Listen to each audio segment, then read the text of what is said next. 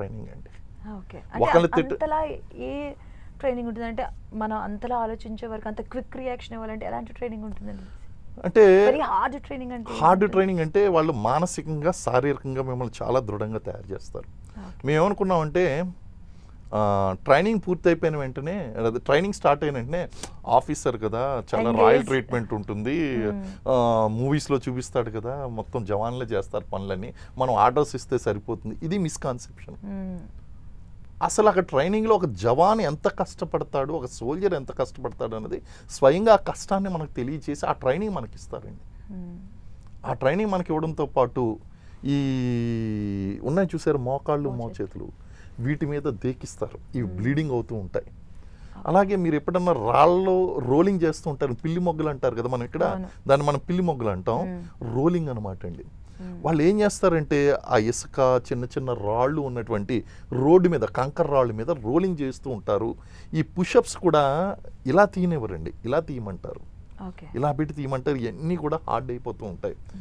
చాలా రోజులు కోపం వచ్చింది, ఏంటి ట్రైనింగ్ అన్నారు, ఇంత హ్యూమిలేట్ చేస్తున్నారు, ఏంటిది ఇంత వరస్ట్గా ట్రీట్ చేస్తున్నారు అని చెప్పేసి. అంటే తర్వాత మాకు అర్థమైన, కొన్ని నెలల తర్వాత మాకు అర్థమైంది ఏంటి అంటే, we are not going to work in AC rooms. War కండిషన్స్లో ఏసీ రూమ్స్లో ఉండదండి. రేపు పొద్దున బుల్లెట్ వచ్చిందంటే రోలింగ్ చేసుకుంటూ వెళ్ళిపోవాలి, దేక్కుంటూ వెళ్ళాలి, పాక్కుంటూ వెళ్ళాలి, ఇది అది అనేది చూడడానికి లేదు. అలాంటి కండిషన్స్లో అంత టఫ్ ట్రైనింగ్ ఉంటుందండి. బ్లీడింగ్ వస్తూ ఉంటుంది, మళ్ళీ ఫస్ట్ ఎయిడ్ చేస్తూ ఉంటారు, మళ్ళీ ట్రైనింగ్ పంపిస్తూ ఉంటారు, దూకిస్తారు, పరిగెట్టిస్తారు, బ్యాటల్ ఇనాక్యులేషన్. మీకు బ్లడ్ వచ్చినా there is no gap, next day మళ్ళీ ట్రైనింగ్ మళ్ళీ వాళ్ళకి కొంత రెస్ట్ ఇస్తారు, జస్ట్ ఫస్ట్ ఎయిడ్ చేస్తారు, సేఫ్ కండిషన్లో ఉండేటట్టు చూస్తారు, మళ్ళీ 1 or 2 days మీకు రెస్ట్ ఇచ్చి మళ్ళీ కంటిన్యూ చేసేస్తారండి. అంటే సాధారణంగా అక్కడ ఎంత టఫ్ ట్రైనింగ్ ఉంటుంది అంటే, ఇనీషియల్ డేస్ కనుక మేము చూసుకున్నట్లయితే రాత్రి నిద్రపోయేసరికి 2:30, 3, 12:30, 1 ఒక్కొక్క రోజు ఒక్కొక్క విధంగా 2:30 అలా నిద్ర.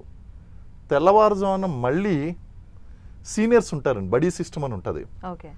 సీనియర్ బాత్రూమ్కి వెళ్ళేసరికి మేము బాత్రూంలో కనిపించకూడదు, అంటే వాళ్ళకంటే గంట ముందు మేము తయారవ్వాలి లేచి. వాళ్ళకున్న లగ్జరీ ఏంటి అంటే మాకంటే గంట తర్వాత నిద్రలేస్తారు, అంటే 5ంటికి నిద్రలేస్తారు, మేము 4 గంటలు నిద్ర లేవాలి, 2:30కి నిద్రపోయి మళ్ళీ 4 o'clock లేవాలి. This was the situation for initial 4-5 months అండి. నిద్ర ఉండేది కాదు అండి. ఎలాంటి సిచ్యువేషన్స్ అంటే ఇవన్నీ కూడా పనిష్మెంట్ అనుకునే వాళ్ళం మేము. నో, రేపు పొద్దున్న యుద్ధం వచ్చిందండి, యుద్ధంలో మీరు నిద్రపోవాలా? యుద్ధంలో నిద్రపోతారా మీరు? అంటే ఇవన్నీ కూడా మన యొక్క హ్యూమన్ బాడీ ఎంతవరకు బేర్ చేయగలదు అనేటువంటి విషయాలన్నీ కూడా వాళ్ళు టెస్ట్ చేయిస్తారు, రియలైజ్ చేయిస్తారు. ఎప్పుడైనా సరే ఒక 40 కిలోమీటర్లు మనం పరిగెట్టామా? లేదు. కానీ మాకు కమాండో ట్రైనింగ్ అని ఉంటుందండి బెల్గాంలో.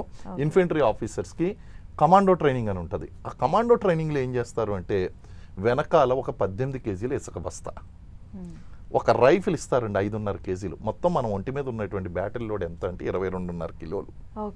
ఆ 22.5 కిలోలతోనూ 40 కిలోమీటర్లు పరిగెట్టాలి. 40 కిలోమీటర్లు 4.5 గంటల్లో పరిగెట్టుకుని రావాలి.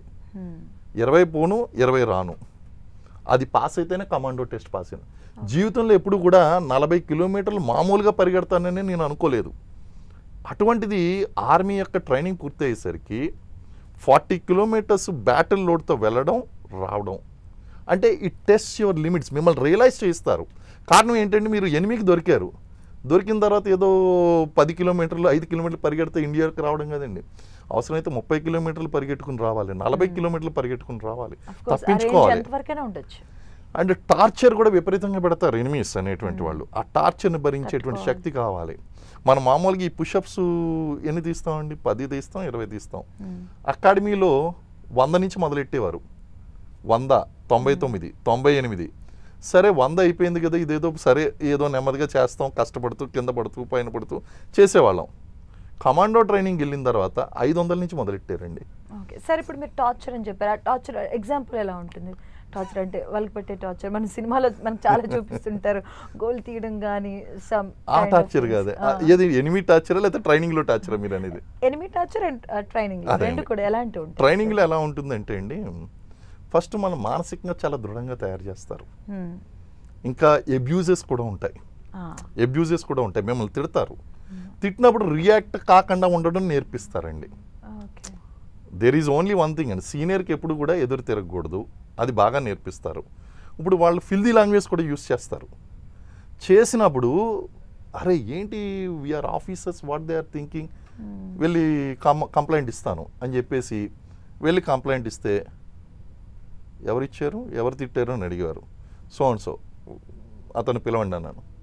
పిలుస్తారని పిలిచిన తర్వాత మీరు జూనియర్స్కి సరిగ్గా ట్రైనింగ్ ఇవ్వట్లేదు, వీడు నా దగ్గరికి వచ్చి కంప్లైంట్ ఇచ్చేంత ధైర్యం ఉన్నదంటే నువ్వు వాడిని సరిగ్గా ట్రీట్ చేయట్లేదు, వీడు నీ మీద కంప్లైంట్ ఇచ్చాడు, ఒకసారి వెళ్ళి తీసుకెళ్ళి వీడి సంగతి చూసుకో, మళ్ళీ డబుల్ పనిష్మెంట్. అంటే అప్పుడు అర్థమైందండి, అప్పుడు అర్థమైంది ఏంటి అంటే there is nothing called complaint.